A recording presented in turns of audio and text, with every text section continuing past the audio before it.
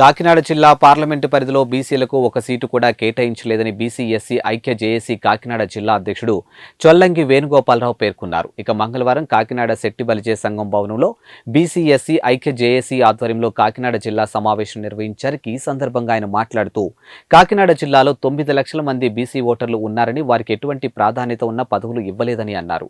కాకినాడ జిల్లా పార్లమెంటు పరిధిలో బీసీలకు ఒక సీటు కూడా కేటాయించకపోవడం దారుణమని పేర్కొన్నారు. వచ్చే ఎన్నికల్లో రాజకీయ పార్టీలకు తగిన గుణపాఠం చెప్తామని అన్నారు. ఇక కార్యక్రమంలో సంఘం సభ్యులు పితాని వెంకటేశ్వరరావు, పంపన బుజ్జి, పితాని నూకరాజు, చొల్లంగి శ్రీనివాసరావు తదితరులు పాల్గొన్నారు.